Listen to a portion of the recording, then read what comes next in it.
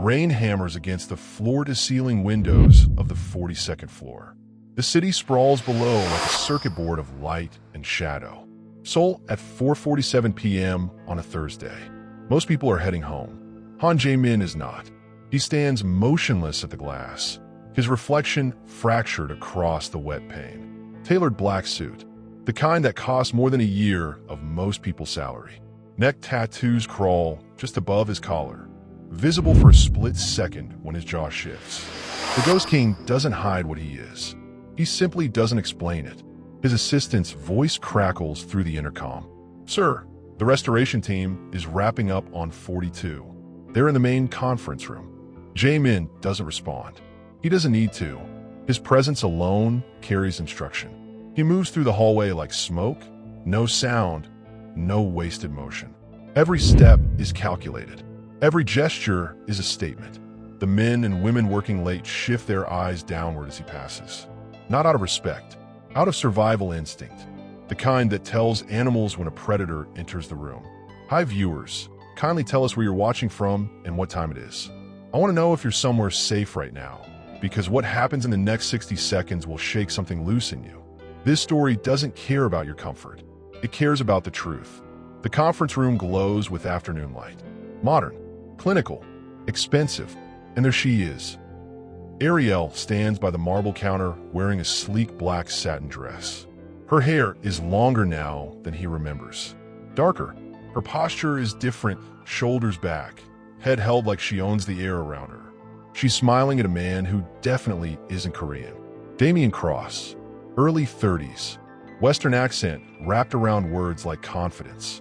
Expensive watch, the kind of man who gets noticed because he expects to be noticed. Jaemin stops in the doorway. Neither of them sees him yet. They're too busy, too comfortable with each other. Ariel's hand rests on Damian's arm. Not sexual, just natural, the way people touch when there's no wall between them. When there's trust. That's when something breaks open inside Jaemin's chest. It's not rage. Rage is too simple for what he feels. This is something older. Something that reminds him he's human, which he spent 15 years trying to forget. Jealousy. The kind that burns like acid in the throat. The kind that makes kings forget they wear crowns. The kind that whispers, "She's moving on. She's actually moving on without you." Damian says something. Ariel laughs. Real laughter. The kind that comes from somewhere deep and unguarded. The kind she stopped giving to Jaemin years ago. That's when their eyes find each other across the room. Recognition floods her face. She recognizes him. Of course she does. You don't live with a ghost without learning its shape. For maybe half a second, something opens in her. Vulnerability, surprise, maybe even a flicker of the woman she was before he taught her to be invisible. Then she closes the door. Her expression flattens. She looks away. Back to Damian. Back to the conversation that doesn't include a ghost. Back to the life she built after leaving his penthouse 3 years ago. Han Jae-min steps into the room. The temperature changes. Not literally, but every person there feels it. Energy shifts. Damian's hand drops. The restoration crew finds sudden interest in their devices. Jaemin's voice is smooth, controlled.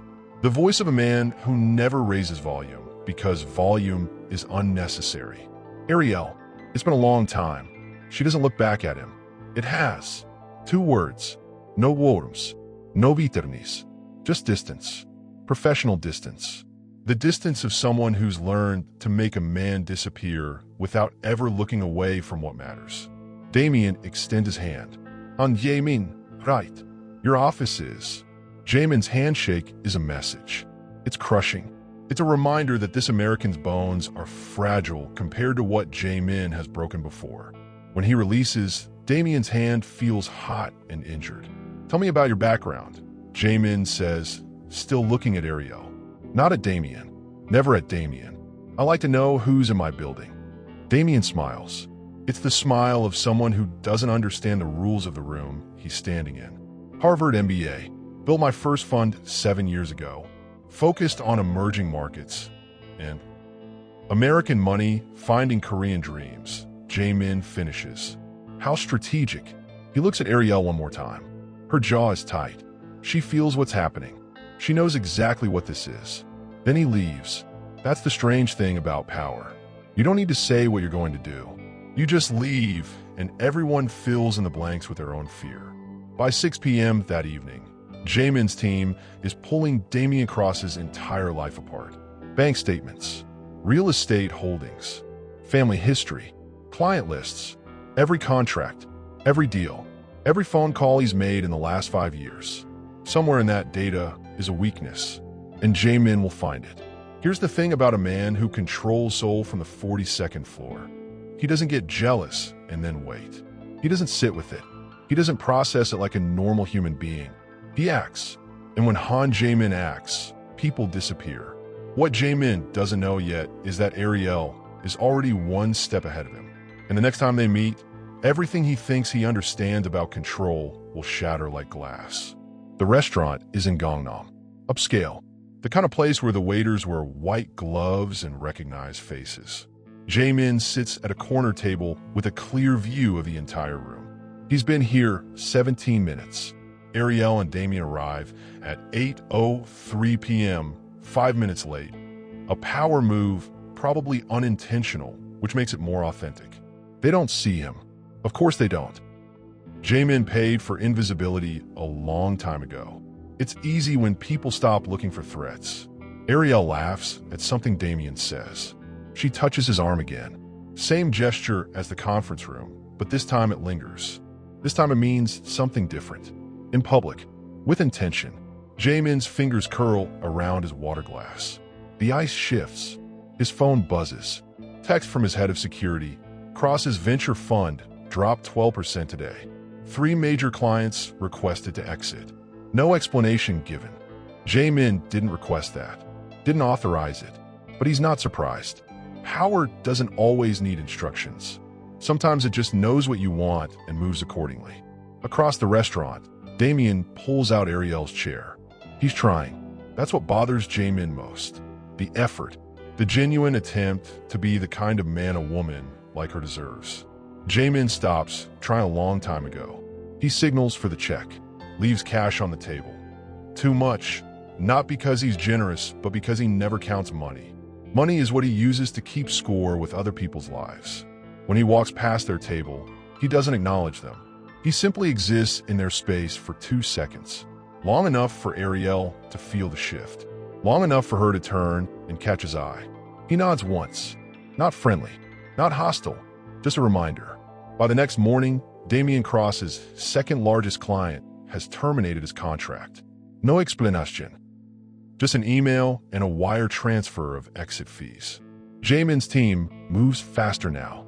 The momentum is building. This is a game they've played before. This is what they know. His assistant calls. Sir, there's activity at Cross's office. Looks like they're moving some equipment. Which equipment? Servers. The secure ones. The ones that store client financial data. Jamin hangs up without responding. The servers mean Damien knows something is wrong. The servers mean Damien is trying to hide. That's when Jamin understands. Damien Cross isn't scared of losing money. He's scared of exposure. An hour later, Jamin receives a folder. Encrypted files, call logs, bank transfers marked consulting fees that don't match any legitimate business. Investment money moved to accounts that dissolve after 48 hours. Money laundering, fraud, maybe worse. Jamin sits in his office, reading. Rain returns to the windows. Seoul continues below, unaware that one man's life is about to collapse. His phone rings. Not his business line, his private line, the one only 3 people have. Ariel's voice comes through. No greeting. No small talk. Stop it. Whatever you're doing, stop. Jamin leans back in his chair. I'm not doing anything. Don't play games with me, Jamin. I know what you're capable of. I lived with it, and I won't let you do this. Do what? Destroy him to prove I belong to you. The line goes quiet, not because either of them is thinking about what to say, because they both know the answer. Where are you? He asks. That's not your concern. Ariel. She hangs up. Jamin sits in the silence of his office. The city glitters. His empire is still there. His power is intact. His control is absolute. But the one thing he wants The one thing that matters. Just told him she doesn't belong to him. Never did. His assistant knocks. Sir, Miss Khan would like to see you. She's downstairs. She didn't wait. Didn't ask permission. She just came. That's how Jae-min knows she's serious. He tells his assistant to send her up. When the elevator doors open on the 42nd floor, Ariel steps out with her eyes burning. Not from tears, from anger. The kind of anger that comes from someone who's decided they're done being invisible. We need to talk, she says. In your office. Right now. She walks past him before he can answer. She knows the way. She used to live here. The conference room windows show Seoul at dusk. The city is shifting from day to night. The transition time. The moment when anything can happen. Ariel turns to face him. Her dress is different now. Professional. A business suit instead of satin. But her eyes are the same as they were 3 years ago when she left without a note. Determined. I know what you're doing, she says. My investigators found a pattern. The clients disappearing. The contracts failing. All of it connects back to your people. Jae-min doesn't deny it. There's no point. He was using you. I know that now, but needed to find out myself. I didn't need you to make the decision for me. That's what you did before. That's why I left. She steps closer. Close enough that he can smell her perfume. Different now. Not the one he bought her. Something she chose herself. The question is, why? Why does it matter to you what happens to me? Why can't you just let me exist? Jae-min's jaw is tight. His hands are forming fists at his sides. Because what? Because I'm yours? Because you paid for me with diamonds and control and invisibility? I'm not yours, Jae-min. I stopped being yours the moment you decided I wasn't worth seeing. She turns toward the door. Undo whatever you're doing to Damien. Give him a chance to face this on his own terms. And then leave me alone. And if I don't, Ariel stops. She looks back at him. Her expression is colder than any winter he's ever seen. Then I'll make sure every government agency from Seoul to Washington knows exactly what the Ghost King does in the dark. Your power only works when it's invisible. What happens when it becomes visible? She leaves before he can answer. Jae-min stands alone in his office. The windows show the city transforming. Lights coming on. People heading home. The world moving forward while he stands still. He picks up his phone and makes a call. Stop everything. Pull your people back from Cross. I want them clean by morning. His team questions it. Jae-min doesn't explain. By the time night settles over Seoul, Damien Cross's life is exactly as broken as it was before Jae-min's people accelerated the destruction. Which means it falls apart naturally. Which means Ariel gets to watch it happen without conspiracy, without secrets. Which means she gets to choose what comes next. But what neither of them understands is that Damien Cross has already made his choice. And by dawn, Ariel will disappear. Not because Jae-min took her, because Damien already did. The call comes at 3:47 a.m. Jae-min is awake. He hasn't slept properly in 3 years when his security team alerts him. Ariel's apartment in Gangnam shows signs of forced entry. The door is open. Her phone is on the kitchen counter. Her keys are still in the lock. She's gone. By 4:15 a.m., Jae-min's entire network is moving. Cameras, databases, street footage, every camera in a 5-block radius. He's calling in favors from people who owe him blood debts. No one enters the city without his knowledge. No one exits. No one moves. By 5 a.m., he finds her. There's a safe house outside Busan, one that doesn't exist in any official record. It's registered to a shell company that belongs to another shell company that belongs to a dead man. Damien Cross has been moving through Seoul's criminal underworld for months. That Harvard MBA? Fake. The venture fund? A front. The whole life is a construct built around Ariel's inheritance. Her grandmother passed 2 years ago, left everything to Ariel. Real estate, cash, securities, the kind of money that changes lives or ruins them, depending on who controls it. Damien doesn't just want to steal from her. He wants to use her to steal from everyone connected to her. Her business partners, her clients, the entire network of people who trust her name. By the time his men reach the safe house, it's 6:22 a.m. She's unconscious on a bed in a locked room. Empty water bottle on a nightstand. His men find traces of sedative in her system. Damien was going to disappear. Leave her to take the fall for a fraud she didn't even know existed. Jamin carries her to the car himself. Doesn't call an ambulance. Doesn't involve hospitals with records. He takes her to a private medical facility in Seoul. The kind where doctors don't ask questions and patients don't appear in any official system. For 72 hours, Han Jae-min sits beside her bed. He doesn't leave, doesn't shower, doesn't conduct business. His team manages the empire. The Ghost King is simply gone, missing in action, and no one asks where. Her eyes open on the third night. Ariel's first sensation is confusion. Her second is panic. Her third is recognition when she sees him sitting in the chair beside her. She tries to sit up. Her body won't cooperate. What happened? Her voice is dry, fractured. You were drugged. Damien was planning to frame you for fraud and disappear. I found you in time. Ariel's eyes close. She's processing, understanding, feeling the weight of betrayal settling into her bones. Why would you care? The words come out broken. Why would you care what happens to me? Jamin has prepared for this question. He's practiced the answer. He's planned what he'll say about redemption and love and the terrible price of regret. But when the moment comes, he doesn't use any of those words. Because you're the only thing I can't control. She opens her eyes.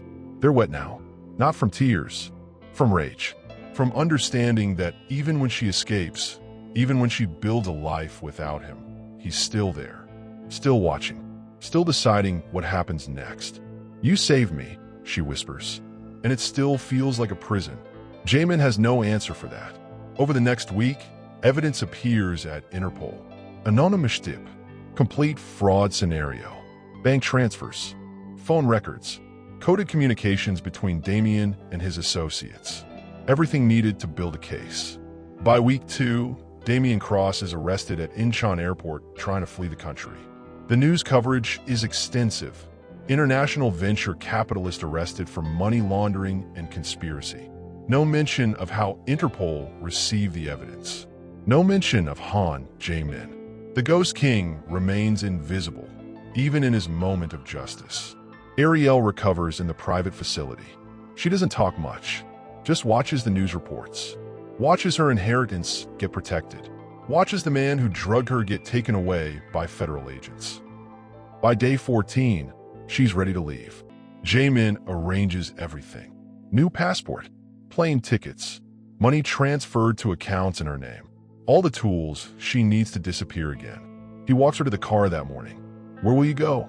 He asks. Italy. Back to where I was before all of this. Before you. I'm going to start something there. A foundation. For women like me. Women who survived being invisible. Jamin nods. He understands this is goodbye. I wrote you something, he says. He hands her an envelope. I want you to read it when you're safe. When you're far enough away that what I feel doesn't matter anymore. She takes the envelope but doesn't open it. Just holds it like it's fragile. Thank you for saving me, she says. But we both know saving someone isn't the same as earning them. You have to earn love. And you. She stops. Looks at him one more time. You never tried to earn me. You just tried to own me. She gets in the car. Jamin doesn't watch her drive away. He turns around and walks back inside. The concrete is cold under his feet. The fluorescent lights are too bright. By evening, Ariel is on a flight to Rome. Jamin returns to the 42nd floor. The city is still there. The empire is still there. Everything is exactly as it was, except for the space where she used to be. What Jamin doesn't realize is that Ariel's foundation will become something massive. That women from across Europe will seek her help. That her name will become synonymous with healing. And 3 years from now, when she's sitting in an office overlooking the Tuscan hills, a journalist will ask her, "Do you think Han Jae-min deserves forgiveness?" And she'll smile with the kind of peace that comes from choosing your own story. She'll say, "Forgiveness isn't for him. It's for me. And I forgave myself the day I became visible again." But Jamin won't know any of this. He'll just know that she's gone. And he'll be alone in a penthouse that never felt smaller. 6 months pass. The 42nd floor looks the same. The city looks the same. The empire expands. Jaemin makes more money, gains more power, controls more territory across 3 continents. Everything is exactly as it was. Everything is completely different. His team notices the shift first. Subtle. The Ghost King doesn't smile anymore. He makes decisions faster, like he's trying to move past something. He works longer hours. He doesn't date, doesn't socialize, doesn't do anything that isn't directly related to power and control. His security director approaches him one morning. "Sir, your personal security is concerned about your..." Jaemin doesn't let him finish. "My what? My mental state? My wellness? Tell them I'm fine. You're not sleeping. I never sleep. You're not eating. I don't need to..." The security director leaves the conversation knowing it's useless. You can't counsel the Ghost King. You can only work for him and hope you don't become invisible yourself. By month 3, Jaemin has stopped going to board meetings. He delegates everything. His company functions perfectly without him. Which is the problem? Perfect systems don't need their creators. He spends most of his time in his penthouse office, looking down at the city. There's a drawer in his desk, locked. He opens it at 2 a.m. when the city sleeps. Inside is her wedding ring. Gold. Simple. Engraved with a word. Invisible. She wore it for exactly 1 year before she left. He never wore a matching one. The Ghost King doesn't wear symbols of commitment. Symbols are for men who believe in things. By month 4, he receives an article through his secure channels. She started something in Italy. A foundation. The Ariel Foundation. The headline reads, "How one woman transformed trauma into purpose." There's a photograph. She stands in front of a converted villa in Tuscany. Around her, women, real women, survivors smile. And Ariel is smiling too. The kind of smile that comes from taking up space in your own life. The kind of smile she never gave him. She looks free. Jaemin reads the article 3 times. Then he deletes it from his system. Tries to delete it from his mind. Discovers that's impossible. By month 5, his assistant notices him staring out the window for hours. Not looking at anything specific. Just looking out. "Sir, you have a conference call in 10 minutes. Cancel it." The European investors specifically requested, "Cancel it." Jaemin doesn't attend meetings anymore. He attends to the memory of a woman who wore a dress made of satin and refused to be invisible to him. Month 6 arrives like a judgment. He receives a package. No return address. Inside is a journal. Ariel's handwriting on the first page. "I'm writing letters I'll never send. I'm writing apologies that aren't mine to make. I'm writing goodbye because that's the only language we ever understood." The journal contains months of her thoughts, her healing process, her foundation work, her decision to build something instead of destroy something. There are pages about him. One reads, "He saved me from Damien, but I had to save myself from him." Healing isn't about gratitude to the person who found you. It's about gratitude to yourself for getting back up. Another, "I wore the bracelet he gave me for 3 years after I left. The one engraved invisible. I thought it was a reminder of pain. I realized today it's a reminder that I named my own invisibility. And then I chose to become visible. That power was always mine." Jaemin sits with the journal for 3 days before he responds. He writes a letter. "Ariel, I don't deserve your forgiveness. I know that. What I did, making you invisible, controlling your life, treating love like possession, none of that is something a person earns back from. But I'm writing because I need you to know that I understand now. Power means nothing when the only person you wanted to see you is looking through you instead. I'm not asking you to come back. I'm not asking for anything. I just wanted you to know that you were right. About all of it. Control isn't love. And I learned that too late. Stay visible, Ariel. Stay free. And thank you for showing me what I destroyed." Jaemin. He sends a letter through encrypted channels. Knows she'll receive it. Knows she probably won't respond. And that's when something breaks open in him. Not rage. Not sadness. Acceptance. For the first time since she left, Han Jaemin stops trying to control the outcome. He stops trying to fix what he destroyed. He simply sits in the consequence of being a man who owned everything except what mattered. His assistant calls. "Sir, there's a situation in Gangnam. The Hong Syndicate is moving into your territory. We need authorization to respond." Jaemin looks at the letter he's written, at the city below, at the throne he's built from blood and darkness. Don't respond, he says quietly. Let them have it. Sir, some things aren't worth defending.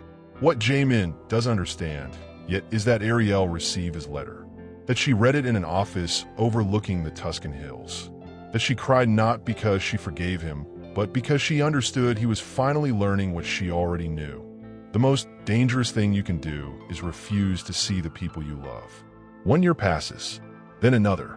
The Ghost King is still present on the 42nd floor. But something has shifted. The edges have softened. Not because he's weak, because he's finally understanding that power and strength aren't the same thing. His empire still functions, still generates wealth, still controls territory. But Jaemin has stopped fighting for territory he doesn't want. Started delegating to people who are hungry for it. His role now is strategic distance. He manages the machine, but doesn't obsess over every gear. It's a different kind of power, the kind that doesn't require constant control. His security director reports, "Sir, the foundation in Italy is expanding. 3 new locations opened last month. They're helping over 2,000 women annually. Your name was never mentioned. No connection could be traced." Jaemin doesn't respond. He knows about the foundation. He follows everything she builds, not with surveillance, just with information. The way you follow someone's life when you're trying to understand how to live your own. Ariel sent him a book 2 months ago. Not a letter, just a book. The Invisible Woman, Finding Voice in the Darkness. Published under a pen name, but he knows it's her. He reads it over 3 nights. It's not about him, but it's entirely about him. She writes about control as a substitute for love. She writes about the difference between being protected and being imprisoned. She writes about the moment you understand that your own visibility is more important than anyone else's approval. There's a chapter titled The Ghost King. It's about a man who mistook possession for passion. It's about how she had to leave him in order to find herself. It's about forgiveness, not as reconciliation, but as release. Jaemin finishes the book at midnight. Then he does something he hasn't done in 2 years. He cries, not because he's sad, because he's finally understanding the full cost of what he did.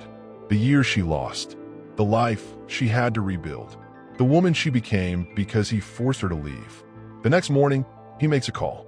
His people go to work, not to hurt anyone, not to control anything, but to establish a fund. Massive. Connected to the Ariel Foundation. Enough money to build 10 more locations. Enough to help thousands of women without ever revealing the source. It takes 3 weeks for Ariel to understand where the money came from. She calls him. First time in 2 years her voice comes through his private line. Why, she asks. Because it's yours to build. Because I destroyed what I could. Now let me help build what you want. This is control too, Jaemin. This is you trying to own my foundation by funding it. No, he says quietly. This is me finally understanding the difference between giving something and owning something. You don't have to accept it. You can reject it. The choice is yours. That's the difference. She doesn't respond immediately. Why now, she finally asks. Why, after all this time, are you suddenly capable of understanding things you never understood before? Jaemin looks out at Seoul, at the city he controls, at the empire that used to matter. Because you showed me that invisible isn't the same as gone. You disappeared from my world, and I'm still haunted by you. That taught me something about the people we love. You can't own them. You can only lose them. And losing them means they finally become visible in ways that matter. Ariel is quiet again. I'm not coming back, she says. I know. I'm not forgiving you for what you did. I know that too. Then why are we having this conversation? Jaemin closes his eyes. Because I needed you to know that I finally understand. And because you deserve to know that the man you left behind is no longer the man I was. I'm still building something. It's just not an empire anymore. It's an understanding. She hangs up, but the money stays. She doesn't reject it. She just accepts it with the knowledge that accepting something doesn't mean forgetting where it came from. The foundation grows faster now. More locations, more women helped, more lives restored. Ariel stops writing letters she'll never send. She stops journaling about the man she escaped. She builds something real instead. And Han Jae-min sits in his office on the 42nd floor, managing an empire he no longer obsesses over, watching from a distance as the woman he loved becomes the person she was always meant to be. It's not redemption. Redemption would require her forgiveness. It's not reconciliation. Reconciliation would require him to earn back what he destroyed. It's something quieter, something more honest. It's a man finally understanding that the greatest gift you can give someone isn't your power or your control. It's your absence. It's your permission to become visible without you. 2 years after their conversation, Ariel receives another call. Not from Jaemin, from a journalist writing about anonymous funding for charitable organizations. She's uncovered the source. She wants to know the story. Ariel considers it. Considers telling the world about the Ghost King who built a foundation for women who survived invisible lives. Considers whether that story serves the women she's helping or whether it just amplifies a man's redemption. She decides the story doesn't need to include him. The foundation exists because she built it. The women are healing because they chose to heal. The money is just infrastructure. What matters is the visibility, the voices, the women who became seen. So she tells the journalist, the funding came from someone who understood the cost of control. That's all you need to know. The rest is between me and my healing. And somewhere in Seoul, on the 42nd floor of a building that glitters above the city, Han Jae-min reads the article and finally understands what his ex-wife learned years ago. Invisibility isn't weakness. It's sometimes mercy. And the most powerful thing you can do is step out of someone else's story so they can finally write their own ending. He picks up her book one more time, reads the dedication. To every woman who chose visibility over peace. You're the real ghost now. Impossible to ignore, impossible to forget. And for the first time, the Ghost King smiles. Not because he's won anything, because he's finally learned to lose. The ambush happens on a Tuesday at 2:14 p.m. Jaemin's security team reports an anomaly. 3 shell corporations just moved $200 million into accounts connected to the Hong Syndicate. Not small money. Threat money. The kind that signals war. Someone has told the Hong family about Jaemin's withdrawal. His decision to let territory slip. His choice to stop fighting for control he doesn't want anymore. They interpret it as weakness. By 3 p.m., his office is chaos. Men running, phones ringing, strategies forming. This is what Jaemin built his entire reputation on. The ability to move faster than rivals. To strike first. To leave no survivors. But Jaemin doesn't order counterattack. He tells his team to stand down. Sir, they're moving into Gangnam. We have the advantage right now. If we strike immediately... No, Jaemin says. Let them take it. His head of operations stares at him like he's speaking another language. With respect, sir, you're the Ghost King. You don't retreat. You erase. Watch me. By evening, the Hong Syndicate owns 3 districts of Seoul that belong to Jaemin's empire for 15 years. The news hits financial markets. Stock prices fluctuate. Analysts write articles about the fall of the Ghost King. Bloomberg runs a headline. Is Han Jaemin's reign over? His team is in panic mode, but Jaemin is calm. He calls a meeting with his core group. 20 people, the ones who've been with him since the beginning. The ones who know the difference between power and obsession. I'm done, he announces. I'm stepping back from operations. Not retiring, but delegating. The empire will continue. You'll manage it. I'm moving into advisory only. His security director speaks first. This is because of her. Not a question. A statement of fact. This is because of me, Jaemin corrects. I've spent 15 years building something I don't want. Owning something I can't keep. Controlling something that controls me. I want that to stop. His chief financial officer leans forward. And what will you do instead? I don't know yet, but I know what I won't do. I won't spend another year obsessing over a woman who's moved on. I won't build an empire to prove I'm powerful. And I won't let fear disguise itself as survival. By midnight, the transition begins. His team takes over daily operations. Jaemin moves to an advisory capacity. For the first time in 20 years, he has time that isn't scheduled, space that isn't occupied. He doesn't know what to do with it. At 3 a.m., He opens the drawer with her wedding ring, holds it under lamplight. The gold has worn smooth from being worn, from being loved, even for a short time. He makes a decision. By morning, a package arrives at the Ariel Foundation in Tuscany. Inside, a cashier's check for $50 million. No letter, no explanation, just money. Enough to build a permanent facility.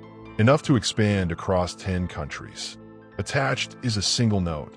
Build something bigger. Ariel receives it at her office in the villa. She holds a check for a long time. Doesn't cry. Doesn't rage. Just understands what it means. She picks up her phone. "Jae-min," she says when he answers. "This is too much. It's not enough. You know that doesn't change anything between us. You know money can't buy." "I'm not trying to buy anything," he interrupts. "I'm trying to stop taking from you. That money should have been used to build something the day you left. I'm finally using it for what it was always supposed to do." She's quiet. "What changed?" she finally asks. "I stopped fighting for the wrong things." After she hangs up, Ariel sits in her office overlooking the Tuscan hills and realizes the truth. Jae-min didn't leave her alone because he learned to love differently. He left her alone because he finally learned to love something more than control. And that something is her freedom. But what neither of them understands yet is that loving someone's freedom means watching them make choices you might not survive. 3 months pass. The Hong Syndicate owns 5 districts now. The financial markets have written Jae-min off as a relic. A king past his time, but he doesn't care. He's too busy learning how to live without obsession. He reads books, actually reads them, not just schemes financial reports. He takes long walks through Seoul at night. He visits restaurants without surveillance. He allows himself to be visible in a way the Ghost King never was. His security director thinks he's lost his mind, but the empire continues functioning. Better, actually. Without Jae-min's constant need to control every decision, the younger managers make faster choices. The organization becomes more agile, more deadly in ways that don't require Jae-min's signature violence. It's thriving without him. One evening, he received a call from an unknown number. Not blocked, just anonymous. "Mr. Han," a woman's voice, American accent, determined. "My name is Keisha Montgomery. I'm a federal prosecutor with the International Criminal Court. I'm investigating your operations and would like to request a meeting." Jae-min doesn't hang up. "That's not how this works. Maybe not in your world, but in mine, we make things work by talking first. I like to talk." Something in her voice interests him. No fear, no false politeness, just competence. "Where?" "A cafe in Gangnam. Public place. You bring 2 people. I bring 2 people. We talk." Against every instinct his team trains him to have, Jae-min agrees. The meeting happens at a cafe that serves coffee to business people and tourists. Neutral ground. Keisha Montgomery sits at a corner table wearing a gray suit and reading glasses. She's 50-something, Nigerian heritage, the kind of woman who climbed too high to ever be intimidated by money or power. She doesn't stand when Jae-min approaches. "Thank you for coming," she says. "I wasn't sure you would." "Why should I?" "Because I'm not here to arrest you. I'm here to offer you a choice." She slides a file across the table. 3 of your associates are being investigated for human trafficking. Not victims. They're the traffickers. Your organization unknowingly facilitates their operations through shell companies. Jae-min reads the file. His jaw tightens. "I didn't know. I believe you.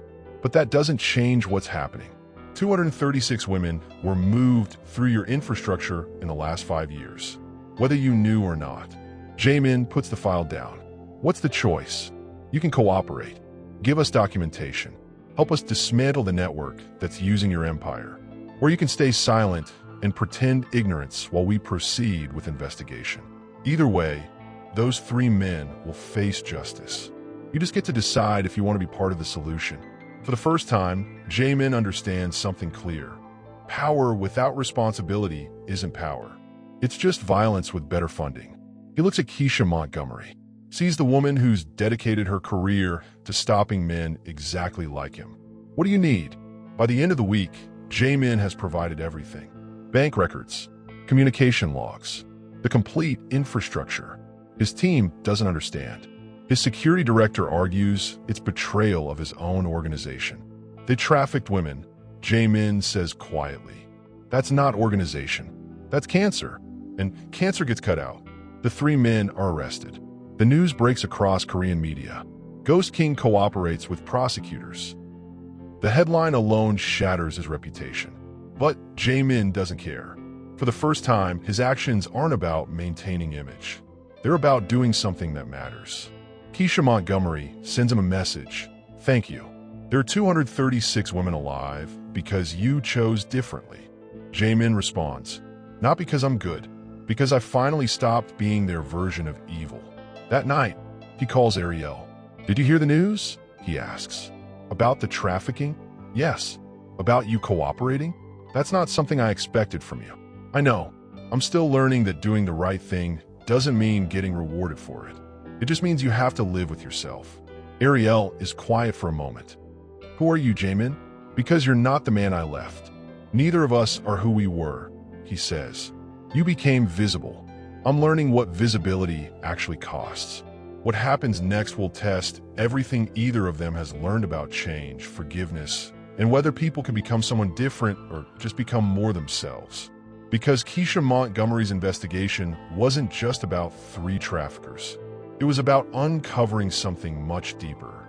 And when the evidence surfaces, it will reveal that one of those arrested men has connections to someone Jae-min never saw coming. The connection appears in documentation 2 weeks later. A money transfer from one of the arrested traffickers to an account in Milan.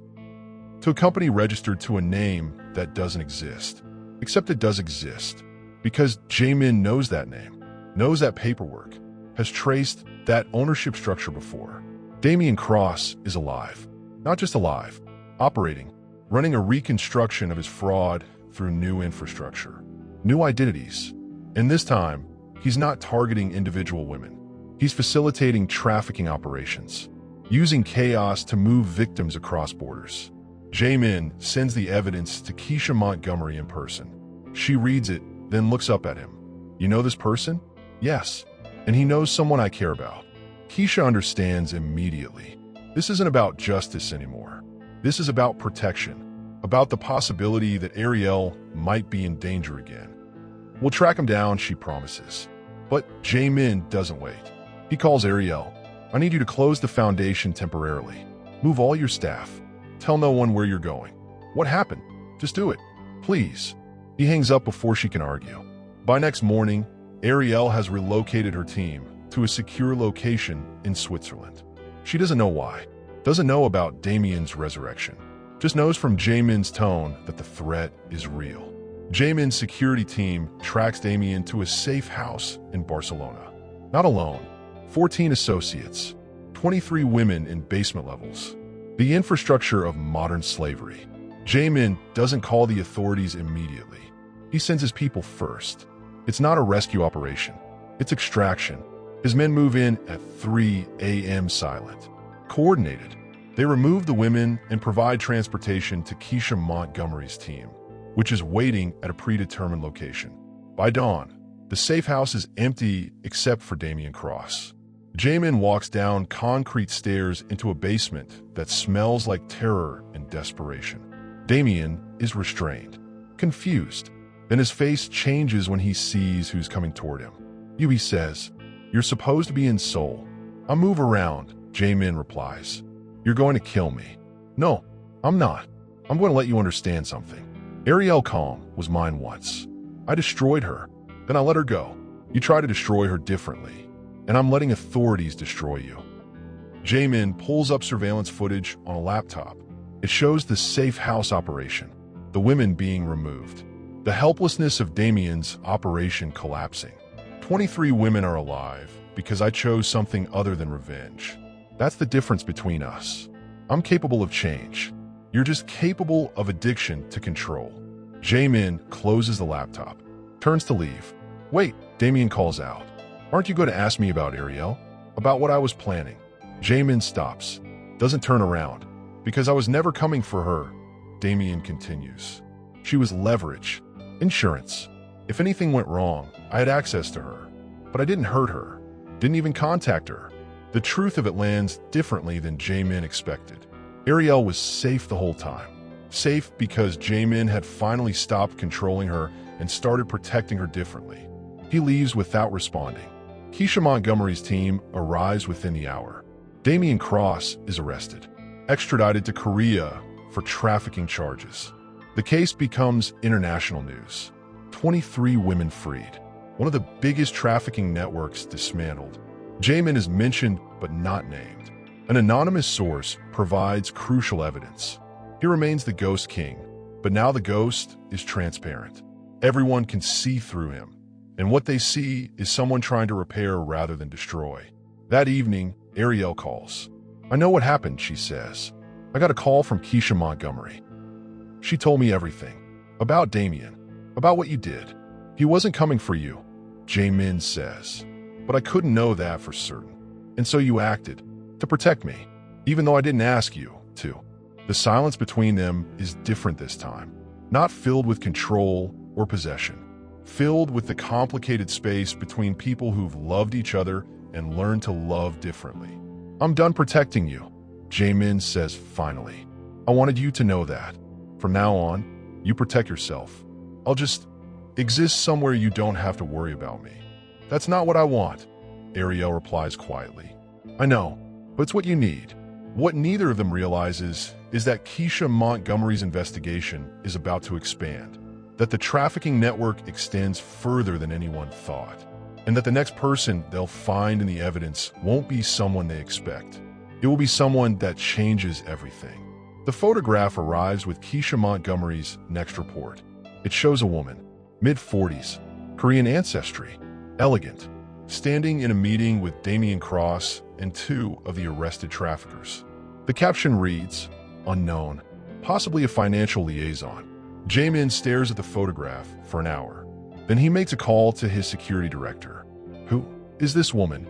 20 minutes later, the answer comes back. And it's the kind of answer that changes the direction of everything.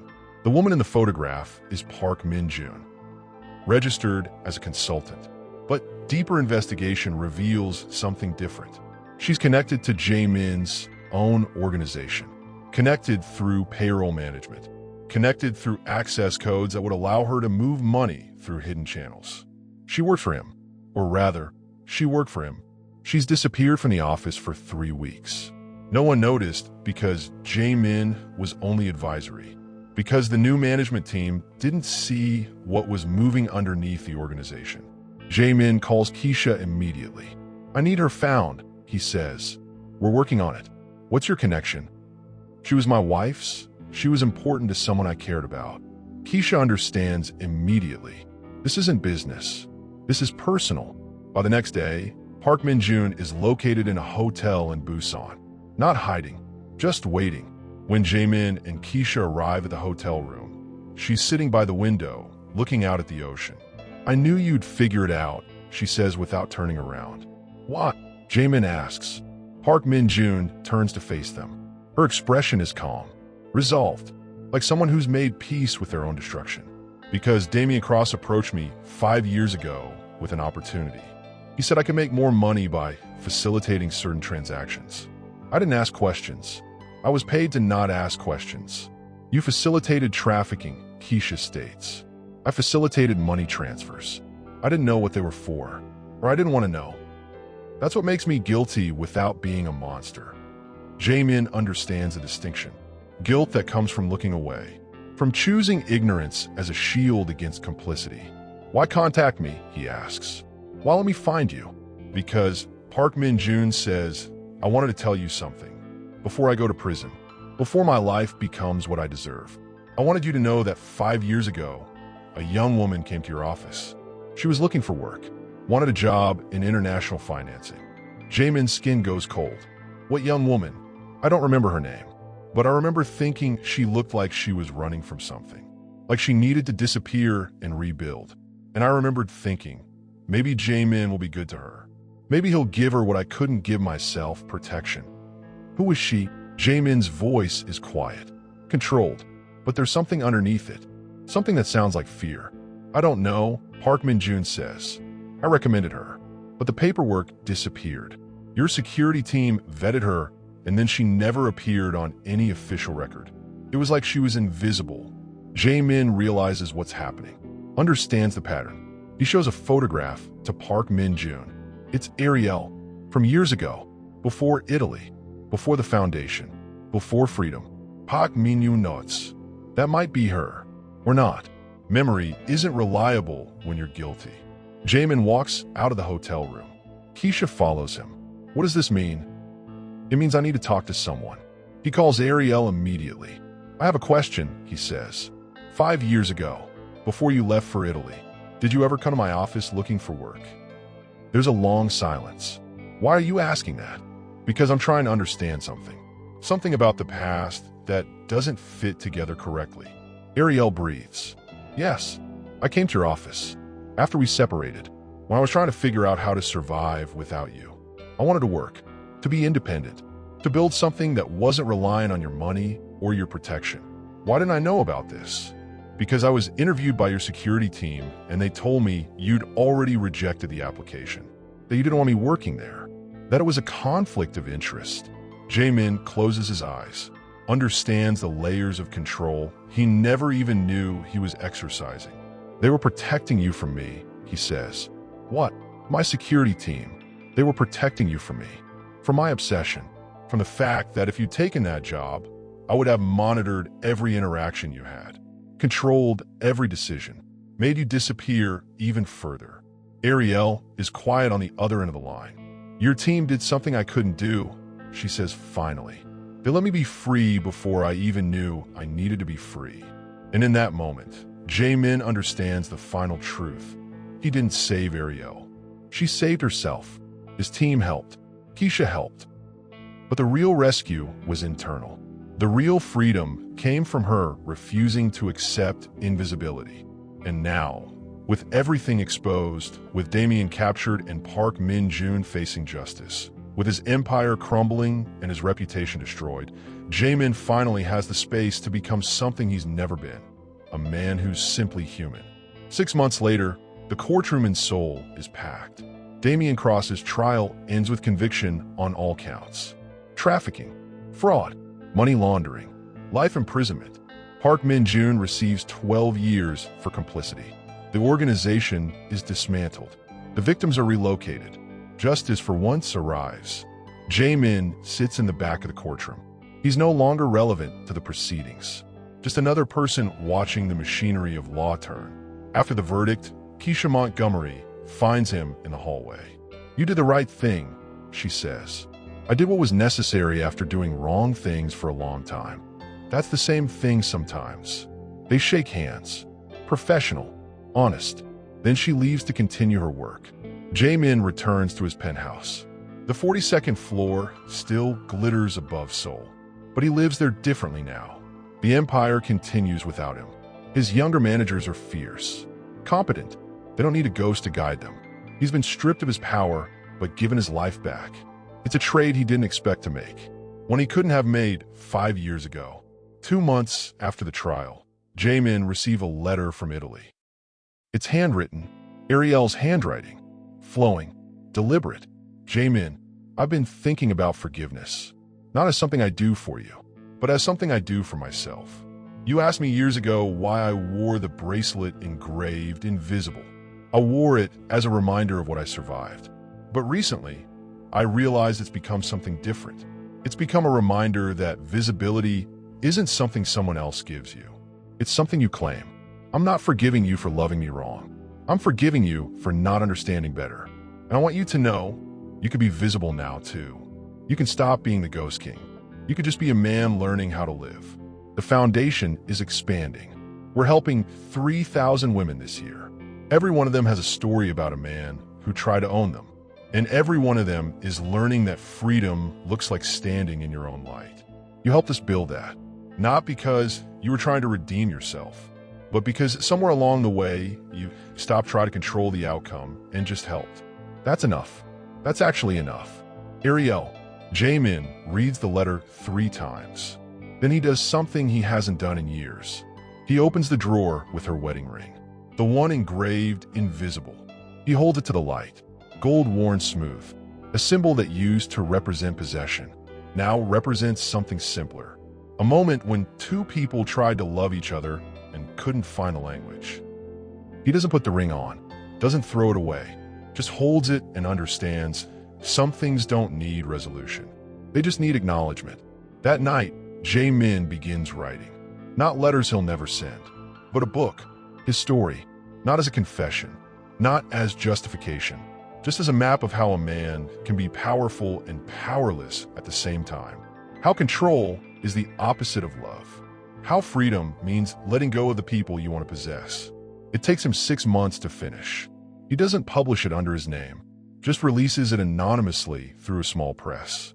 The Ghost King's Guide to Becoming Human. The book becomes unexpectedly popular. Men read about control and recognize themselves. Women read about visibility and recognize their own liberation. Ariel reviews it for a magazine. She doesn't reveal who the author is, just writes. This book understands that redemption isn't about being forgiven. It's about finally learning to forgive yourself. 1 year after the trial, Jae-min closes his office on the 42nd floor. He doesn't dismantle the empire, just steps away completely. His team has it fully. They don't need a figurehead. They need leaders, and they have them. He moves into a smaller place. Neighborhood apartment, regular lights, views of streets instead of cities. He volunteers at a counseling center for men, learning how to be different versions of themselves. Teaches about control and its costs. About how power feels like freedom until you realize it's just another cage. The Ghost King becomes invisible in a new way, not through fear, through choosing not to be seen, through understanding that sometimes the most powerful thing you can do is step out of your own story. 5 years after his last meeting with Ariel, she visits Seoul. They meet at a cafe, the same one where she confronted him years ago. Time hasn't erased the weight of what happened, but it's changed the shape of it, made it historical instead of immediate. You look different, she says. So do you. We both became visible, Ariel says, just in different ways. They drink coffee and don't need to say much. The past exists between them like furniture. Real, solid, but no longer the center of the room. Before she leaves, Jae-min gives her something. It's a small bracelet, gold, engraved with a different word, visible. I thought you should have something that represents what you chose, he says. Not what was done to you, but what you became.